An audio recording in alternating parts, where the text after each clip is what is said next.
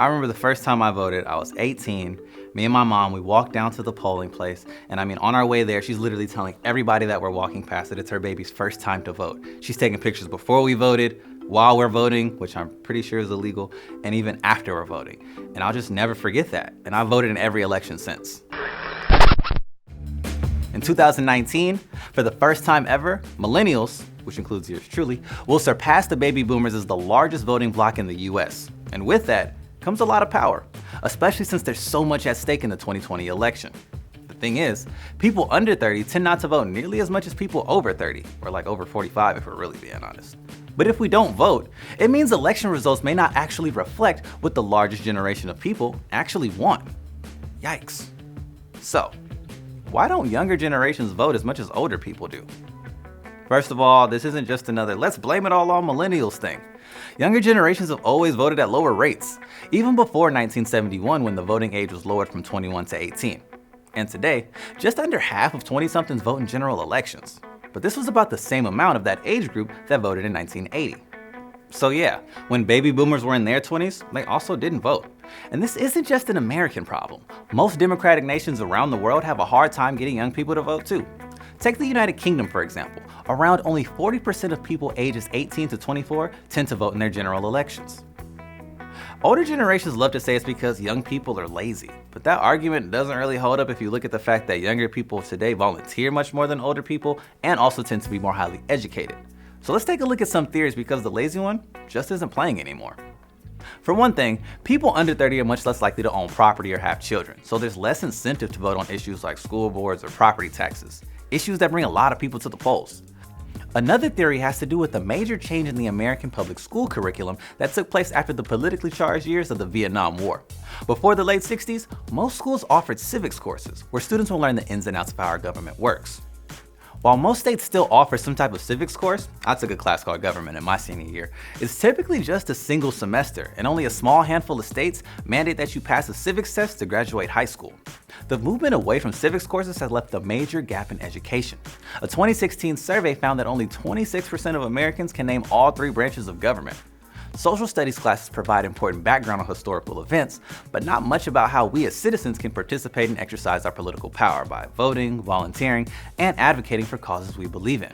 And while we're at it, can we get a class on how to do taxes or like what a 401k is, because those things are confusing too. On top of that, it may also be that young people face voter suppression. We typically think of this as a race or class problem, but guess what? Today's younger generations are some of the most racially diverse our country has ever seen.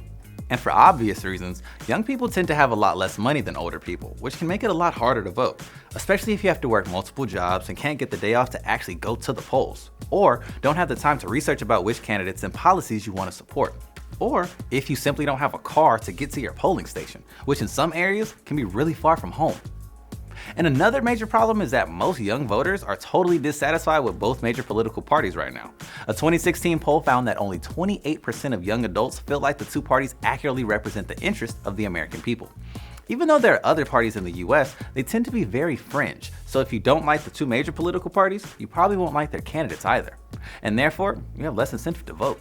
We spoke to Mindy Romero, an expert on youth voting and why it's so hard to get younger generations to vote. There's a number of factors.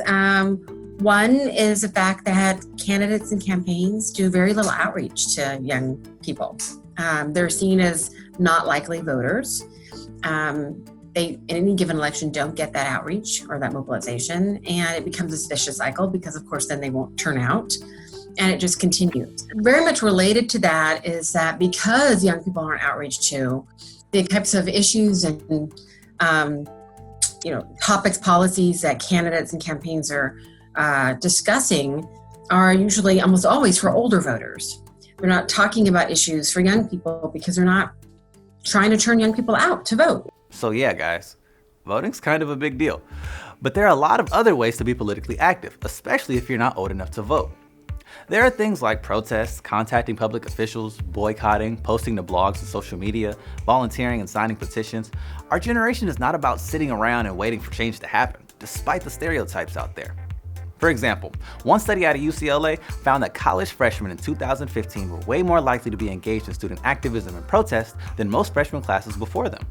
Popular movements like Black Lives Matter and March for Our Lives have prompted thousands of young people to take to the streets and walk out of their classrooms in protest of institutional racism and our nation's gun laws.